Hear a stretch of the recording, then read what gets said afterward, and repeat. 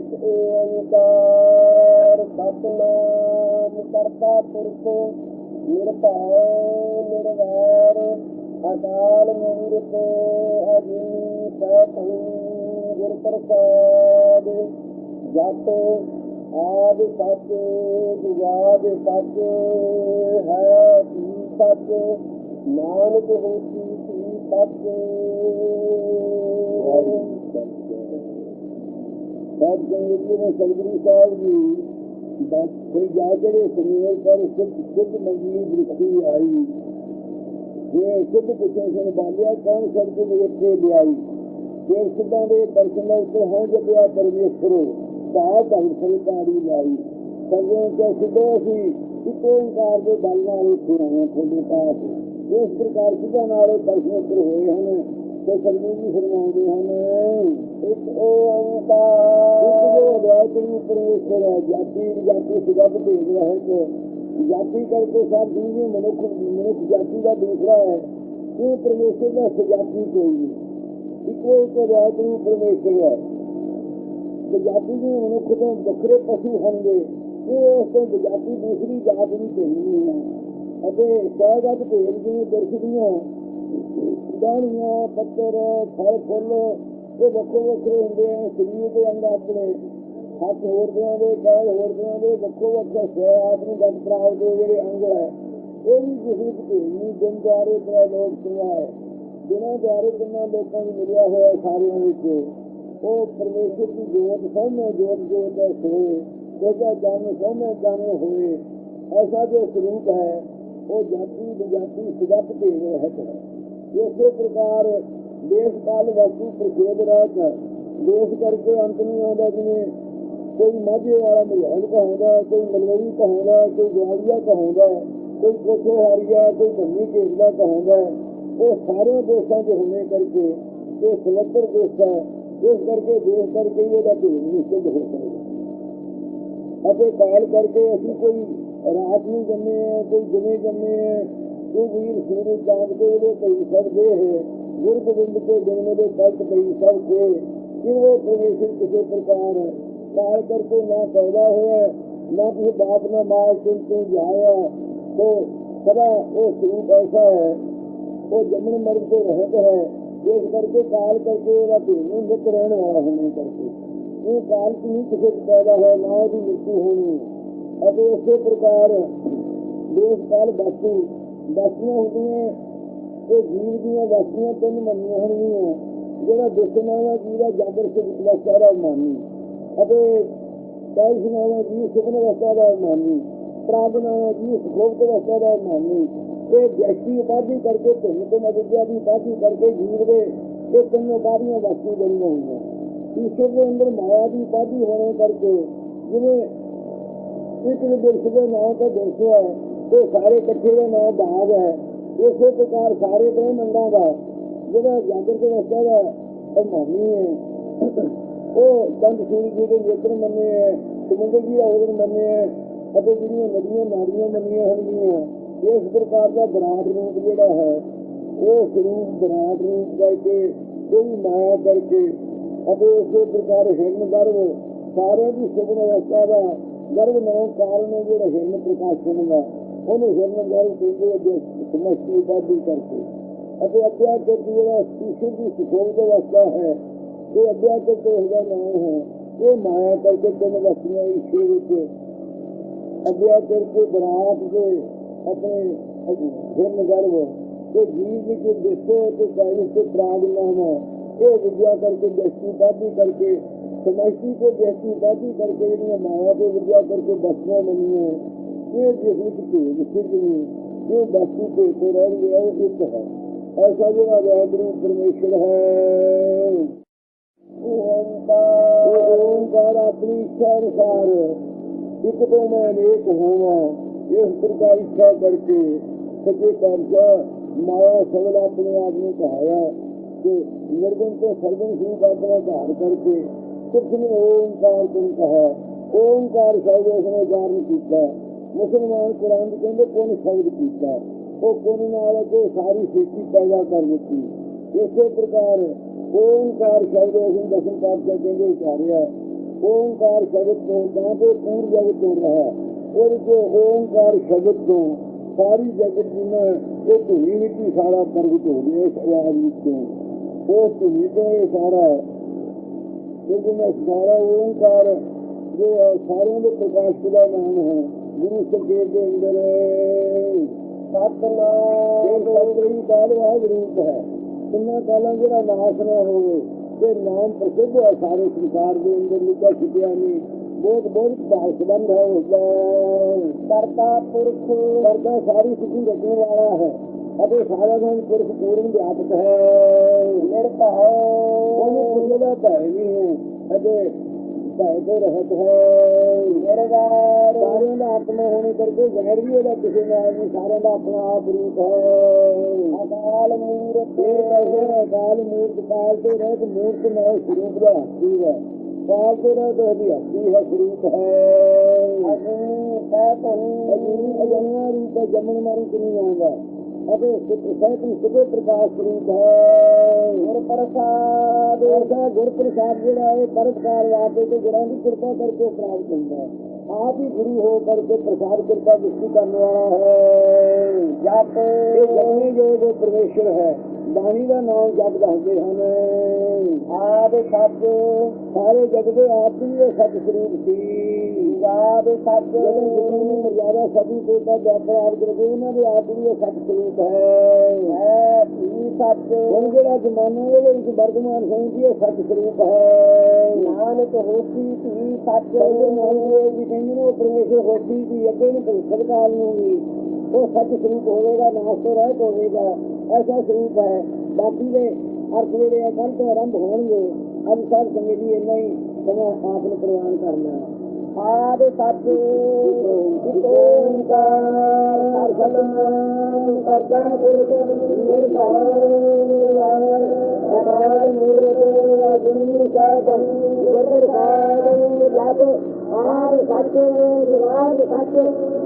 सच नानक होती थी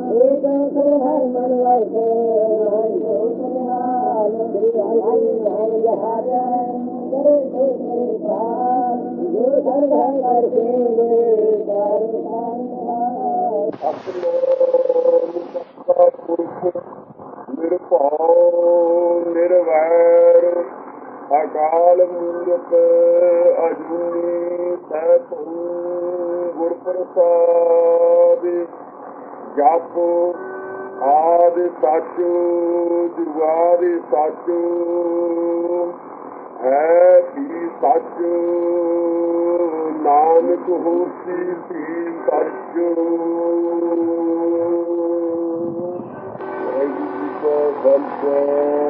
वाहिगुरू जी की फतेह संगरू सची पातशाह जी साडी नवाजी गुरु खालसा साध संगत जीओ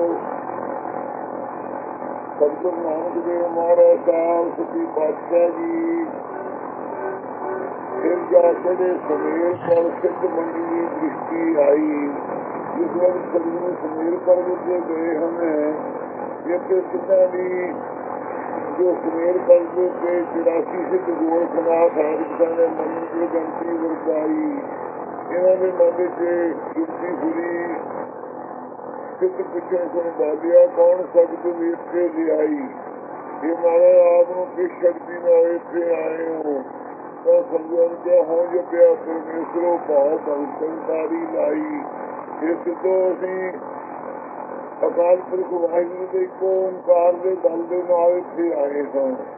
ये जिस प्रकार महाराज कहा कि मन कह के महाराज वेद के अंदर का ओम मंत्र है, आपने एक ओंकार क्यों उच्चारण किया? तो उस वक्त सतगुरु सच्चे पातशाह जी ने कहा कि ये तो जो ओंकार है मंत्र वो कितना रूप है, राशि तानसी शांति रूप माया है।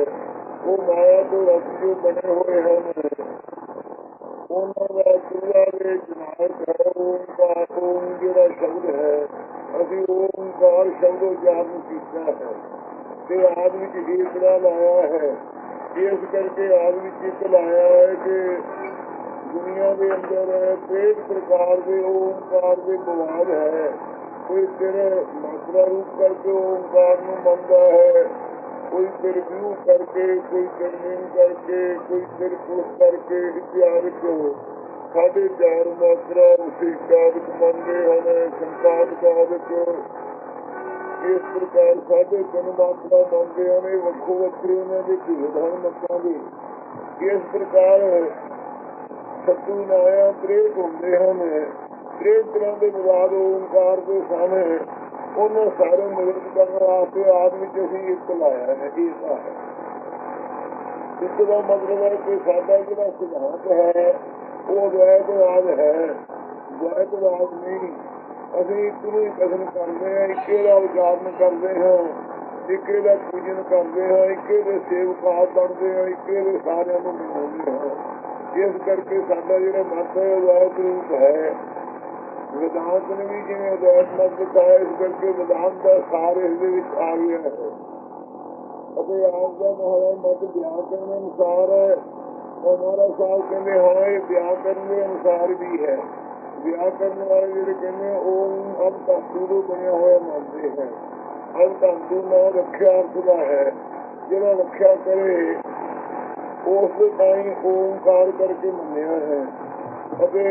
इस प्रकार रक्षा करने वाला होने करके वो जानने मात्र से अब धातु को बनया होने करके ये व्याकरण भी आ गया है। तो फिर महाराज जी कहा भी है, महाराज कहते कहा भी इस विच है अकार मकार उकार को अर्थ बिंद पहचान चारों को समुदाय जो ओंकार पिछान। इस प्रकार एक काव्य भी है, ये मात्र को अकार के मकार के उकार के अर्ध बिंद ये मातृक पद है।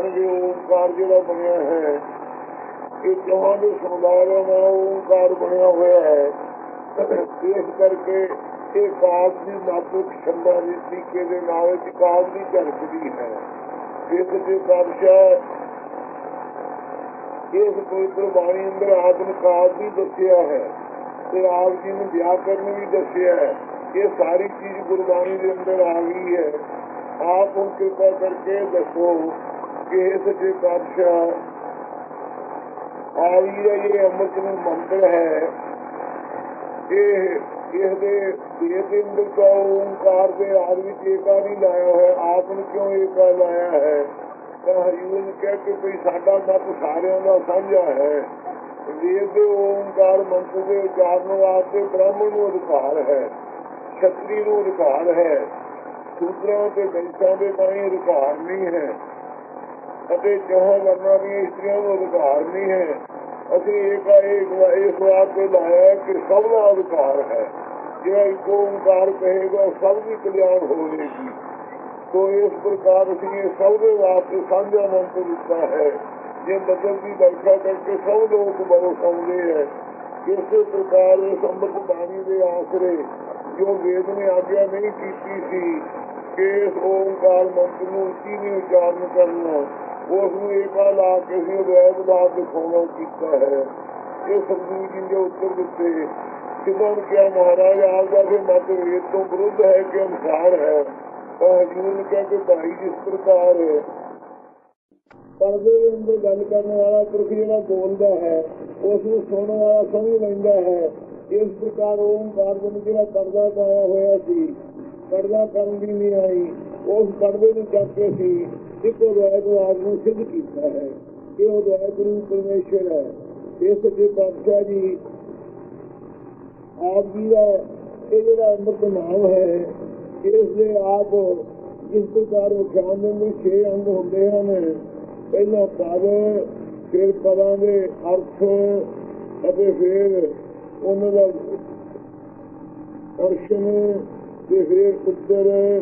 ਇਸ ਪ੍ਰਕਾਰ ਵਾਕਾਂ ਦੀ ਯੋਜਨਾ ਕਿੱਥੋਂ ਕਿੱਥੋਂ ਕੋਈ ਪਦ ਬਣਿਆ ਹੋਇਆ ਹੈ ਤੇ ਕਿਸ ਦਾ ਇਹਦਾ ਮਤਲਬ ਕੀ ਹੈ। ਇਸ ਪ੍ਰਕਾਰ 6 ਪ੍ਰਕਾਰ ਦੇ ਅਨੁਸਾਰ ਪੂਰਨ ਵਿਖਿਆਨ ਹੁੰਦਾ ਹੈ। ਜਿਸ ਵਿੱਚ 6 ਅੰਗ ਨਾ ਹੋਣ ਉਹ ਵਿਖਿਆਨ ਪੂਰਾ ਨਹੀਂ ਹੁੰਦਾ। ਸੋ ਆਪ ਇਸ ਦੇ ਵਿੱਚ ਪਹਿਲਾਂ ਪਦਾਂ ਦੇ ਅਰਥ ਇਸ ਪ੍ਰਕਾਰ ਉਚਾਰਨ ਕਰਦੇ ਹੈ। ਸਮੂਹਿਕਤਾ ਦੇ ਦਰਸ਼ਨ ਤੋਂ ਇੱਕ ਓੰਕਾਰ ਪਰਮੇਸ਼ਰ ਹੈ। ਉਹ ਮਹਾਰਾਜ ਵਾਹਿਗੁਰੂ ਕਿਵੇਂ ਕਹਿੰਦੇ ਓੰਕਾਰ ਸਾਰਿਆਂ ਦਾ ਪ੍ਰਕਾਸ਼ ਹੋਣੇ ਕਰਕੇ। ਇਹ ਹੇਤੂ ਅਰਥ ਵੀ ਇੱਕ ਕਿਵੇਂ ਹੈ ਜੀ, ਕਹਿੰਦੇ ਓੰਕਾਰ ਸਾਰਿਆਂ ਦਾ ਪ੍ਰਕਾਸ਼ ਹੋਣੇ ਕਰ ਪ੍ਰਕਾਸ਼ ਕਰਨ ਵਾਲਾ ਹੋਣੇ ਕਰਕੇ ਇੱਕ ਹੈ। ਸਤਿਨਾਮ ਸਾਰਿਆਂ ਦਾ ਪ੍ਰਕਾਸ਼ ਕਿਵੇਂ ਹੈ ਜੀ, ਕਹਿੰਦੇ ਸਤ ਤਰੀਕਾਲ ਵਾਗ ਰੂਪ ਹੋਣੇ ਕਰਕੇ ਸਾਰਿਆਂ ਦਾ ਉਹ ਪ੍ਰਕਾਸ਼ਿਤ ਹੈ। ਇਹ ਮਹਾਰਾਜ ਜੀ ਉਹ ਸਾਰਿਆਂ ਦਾ ਪ੍ਰਕਾਸ਼ ਸੱਚ ਕਿਵੇਂ ਹੈ, ਕਹਿੰਦੇ ਨਾਮ ਪ੍ਰਸਿੱਧ ਹੋਣੇ ਕਰਕੇ ਸਾਰੇ ਵੇਦ ਸ਼ਾਸਤਰ ਉਸ ਵਿਕਾਈ ਨੇਕ ਕਰਕੇ ਕਥਨ ਕਰਦੇ ਹੈ। ਇਸ ਕਰਕੇ ਫਿਰ ਨਾਮ ਕਿਵੇਂ ਹੈ ਜੀ, ਕਹਿੰਦੇ ਕਰਤਾ ਸਾਰੀ ਚੀਜ਼ ਰਚਣ ਵਾਲਾ ਹੋਣੇ ਕਰਕੇ ਉਹ ਪ੍ਰਸਿੱਧ ਹੈ। ਕਰਤਾ ਕਿਵੇਂ ਹੈ, ਕਹਿੰਦੇ ਪੁਰਖ ਪੂਰਨ ਹੋਣੇ ਕਰਕੇ ਆਪਣੇ ਕਾਰਜ ਨੂੰ ਆਪ ਸਮਾਇਆ ਉਹ ਸਾਰੇ ਪੂਰਨ ਹੋਣੇ ਕਰਕੇ ਕਰਤਾ ਹੈ। ਪੁਰਖ ਮਾਰਗ ਕਿਵੇਂ ਕਹਿੰਦੇ ਨਿਰਭਉ ਹੋਣੇ ਕਰਕੇ ਜਿਹੜੇ ਜਿਹਨੂੰ ਜਿਸ ਤਰ੍ਹਾਂ ਦੀ ਭੈ ਹੋਵੇ ਉਹ ਨਿਰਭਉ ਉਹ ਪੁਰਖ ਨਹੀਂ ਹੋ ਸਕਦਾ, ਪੂਰਨ ਨਹੀਂ ਹੋ ਸਕਦਾ। ਉਹ ਇਸ ਕਰਕੇ ਉਹ ਪੁਰਖ ਪੂਰਨ ਇਸੇ ਕਰਕੇ ਨਿਰਭਉ ਹੋਣੇ ਤੇ ਉਹਨੂੰ ਕਿਸੇ ਪ੍ਰਕਾਰ ਦਾ ਕੋਈ ਭੈ ਨਹੀਂ ਹੈ। ਫਿਰ ਮਹਾਰਾਜ ਨਿਰਭਉ ਕਿਵੇਂ ਹੈ ਕਿ ਨਿਰਵੈਰ ਹੋਣੇ ਤੇ ਉਹਦਾ ਵੈਰ ਨਹੀਂ ਕਿਸੇ ਨਾਲ, ਸਾਰਿਆਂ ਦਾ ਆਪਣਾ ਆਤਮਾ ਰੂਪ ਹੋਣੇ ਕਰਕੇ ਅਕਾਲ ਮੂਰਤ ਕਿਵੇਂ ਕਹਿੰਦੇ ਅਕਾਲ ਮੂਰਤ ਕਾਲ ਤੋਂ ਰਹਿਤ ਸਰੂਪ ਹੋਣੇ ਕਰਕੇ ਉਹ ਨਿਰਵੈਰ ਹੈ। ਜਿਨ੍ਹਾਂ ਦਾ ਕਾਲ ਵੈਰੀ ਹੈ ਉਹ ਨਿਰਵੈਰ ਨਹੀਂ ਹੋ ਸਕਦੇ, ਉਹ ਨਾਲ ਵੈਰ ਕਾਲ ਕਰਨ ਵਾਲਾ ਹੈ। ਇਸ ਕਰਕੇ ਅਕਾਲ ਸਰੂਪ ਹੋਣੇ ਕਰਕੇ ਉਹ ਨਿਰਵੈਰ ਹੈ। ਕਾਲ ਤੋਂ ਰਹਿਤ ਉਹਦੀ ਹਸਤੀ ਹੈ, ਸਰੂਪ ਹੈ। ਅਜੂਨੀ ਇਹ ਮਹਾਰਾਜ ਅਕਾਲ ਮੂਰਤ ਕਿਵੇਂ ਕਹਿੰਦੇ ਅਜੂਨੀ ਅਜਨਮਾ ਹੋਣੇ ਕਰਕੇ ਨਾ ਤੁਸੀਂ ਬਾਪ ਨਾ ਮਾਂ ਕਿੰਤੂ ਜਾਇਆ ਜੋ ਕਿਸੇ ਕਰਕੇ ਪੈਦਾ ਨਹੀਂ ਹੋਇਆ, ਅਜਨਮਾ ਹੋਣੇ ਕਰਕੇ ਅਕਾਲ ਮੂਰਤ ਹੈ। ਜਿਹੜੀ ਜਨਮੀ ਹੋਈ ਚੀਜ਼ ਹੈ, ਜੋ ਜਨਮੇ ਸੋ ਜਾਨੋ ਬੂਆ, ਇਹ ਨਿਜਵੇਂ ਜਨਮੀ ਹੋਈ ਚੀਜ਼ ਮਰ ਜਾਂਦੀ ਹੈ।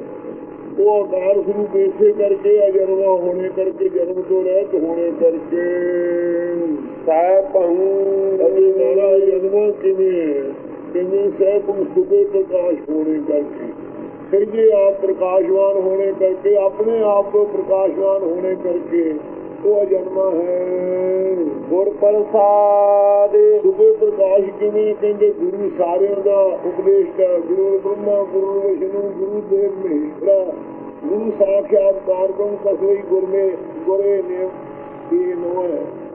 ਉਹ ਉਸ ਗੁਰੂ ਦੇ ਤਾਈਂ ਸਾਡੀ ਨਮਸਕਾਰ ਹੈ ਜਿਹੜਾ ਵਿਸ਼ਨੂੰ ਦਾ ਵੀ ਗੁਰੂ ਹੈ, ਬ੍ਰਹਮਾ ਦਾ ਵੀ ਗੁਰੂ ਹੈ, ਸ਼ਿਵਾਂ ਦਾ ਵੀ ਗੁਰੂ ਹੈ, ਸਾਰਿਆਂ ਦਾ ਗੁਰੂ ਹੈ। ਉਹ ਸਾਖਿਆਤ ਕਾਰਗਮ ਪਰਮੇਸ਼ਰ ਸਾਰਿਆਂ ਦਾ ਗੁਰੂ ਬਣ ਕਰਕੇ ਸਭ ਨੂੰ ਉਪਦੇਸ਼ ਦੇਣ ਵਾਲਾ ਹੈ। ਜਪ ਪ੍ਰਸਾਦ ਇਹ ਪ੍ਰਸਾਦ ਕਿਰਪਾ ਦ੍ਰਿਸ਼ਟੀ ਕਰਨ ਵਾਲਾ ਸਾਰਿਆਂ ਦੇ ਉੱਤੇ। ਉਹ ਕਿਰਪਾ ਦ੍ਰਿਸ਼ਟੀ ਕਰਕੇ ਸਰਗੁਣ ਰੂਪ ਧਾਰ ਕੇ ਦਸੇ ਬਾਦਸ਼ਾਹ ਰੂਪ ਧਾਰ ਕੇ ਕਿਰਪਾ ਕੀਤੀ ਤੇ ਉਸਦੀ ਪ੍ਰਾਪਤੀ ਹੋਈ ਜਹਾਂ ਜੁਗਾਂ ਦੇ ਵਿੱਚ ਜੀਵਾਂ ਦੇ ਤਾਈਂ। ਇਸ ਪ੍ਰਕਾਰ ਗੁਰ ਪ੍ਰਸਾਦ ਪਰਉਪਕਾਰ ਦੇ ਵਿਨਾਇਕ ਵਾਕ ਹਨ। ਇਹ ਹਨ ਕਲਾ ਦੇ ਅਰਥ। ਇਸੇ ਪ੍ਰਕਾਰ ਹੋਰ ਇਹਨਾਂ ਕਲਾ ਦੇ ਅਰਥ ਇੱਕ ਕੌਣ ਹੈ ਜਿਹੜਾ ਵਾਹਿਗੁਰੂ ਦਾ ਦੂਜਾ ਜਿਹਦਾ ਸਾਨੀ ਉਸਦਾ ਸਰੀਰ ਕੋਈ ਨਹੀਂ ਜਿਸਨੂੰ ਜਗ੍ਹਾ ਇਲਾਜ ਸੁਣਾਇਆ ਐਸਾ ਜੋ ਪਰਮੇਸ਼ਰ ਇੱਕ ਹੈ। ਅਤੇ ਓਂਕਾਰ ਜਿਹੜਾ ਉਚਾਰਨੇ ਮਾਤਰ ਸੇ ਰੱਖਿਆ ਕਰਨ ਵਾਲਾ ਹੈ ਤੇ ਓਂਕਾਰ ਵੈਸ਼ਨੂ ਮਤ ਅਨੁਸਾਰ ਅੰਗੀਕਾਰ ਕਰਨ ਵਾਲਾ ਹੈ। ਓਂਕਾਰ ਯੋਗੀਆਂ ਦੇ ਮਤ ਅਨੁਸਾਰ ਪੂਰਬ ਨੂੰ ਸਵਾਸ ਦਸਵੇਂ ਦੁਆਰ ਨੂੰ ਸਵਾਸਾਂ ਨੂੰ ਲਿਜਾਣ ਵਾਲਾ ਜੋ ਹੈ। ਓਮ ओंकार है। इसे प्रकार ओंकार जो गुरु सकेत ने सारे का प्रकाशक है, ओहदा ना ओंकार विकापी किया जन सब राखी।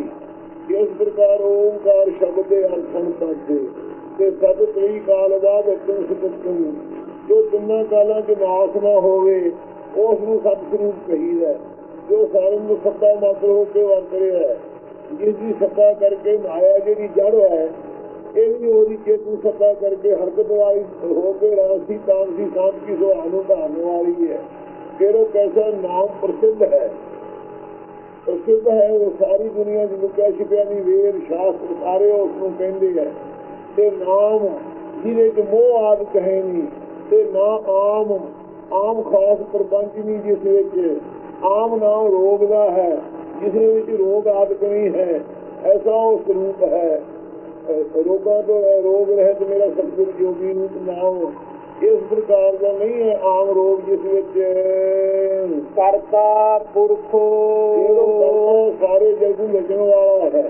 सारी सृष्टि उसने भी पैदा की है, हथ विच सारे की रोजी की तार हाथ विच पकड़ी हुई है। करता नूं करतार मन करके तो सारियां दी रोजी की तार, सारियां दी जीवन की तार, सारियां दी चेतन रूपी तार ਉਹਦੇ ਆਪਣੇ हथ विच रखी हुई है। कहते कर कार सारे नूं तारण करने वाला है, सबनों नूं करने वाला है। वो करता ही कोई है, बाकी सारे कार दी रूप है जिन्ना सारा संसार है। पुरख करके तार को सारे अंदर सारे दिन तारने वाला है। अते करता वो सारे जग को करने वाला है। ਅਤੇ ਫਿਰ ਸਾਰਿਆਂ ਦੇ ਨਾਲ ਰੱਬਾ ਪ੍ਰੇਮ ਦੇ ਨਾਲ ਲੱਗਿਆ ਹੋਇਆ, ਪ੍ਰੇਮ ਦਾ ਰੂਪ ਹੋ ਕੇ ਸਾਰਿਆਂ 'ਚ ਵਿਆਪਕ ਹੈ। ਪੁਰਖ ਫਿਰ ਉਹ ਕੈਸਾ ਪੁਰਖ ਪੂਰਨ ਹੈ ਸਾਰਿਆਂ ਥਾਵਾਂ 'ਚ, ਅਤੇ ਇੱਕੋ ਪੁਰਖ ਸਵਾਈ ਨਾਲ ਸਾਰੇ ਜੀ ਜਾਂ ਇਸਤਰੀਆਂ ਦੀ ਨਹੀਂ ਆਈ ਹੈ, ਇੱਕੋ ਹੀ ਉਹ ਪੁਰਖ ਮਰਦ ਦੀ ਨਹੀਂ ਆਈ ਹੈ ਸੁਤੰਤਰ, ਬਾਕੀ ਸਾਰੀ ਸ੍ਰਿਸ਼ਟੀ ਉਹਨਾਂ ਦੀ ਰੱਖੀ ਹੋਈ ਹੈ। ਇਸ ਪ੍ਰਕਾਰ ਦਾ ਪੁਰਖ ਹੈ। ਅਤੇ ਫਿਰ ਉਹ ਕੈਸਾ ਪੁਰਖ ਹੈ, पुरख साल समझी कुएं आदि के नरक तो रक्षा करने वाला है। अते पुण्य पुण्य की खाया वासना व्यापक है, सारिया देहां रूपी पुण्य खाया नाश करने वाला है। अते पुरख पुरखत पुरुषार्थ वाला है। इस प्रकार पुरख करते अर्थ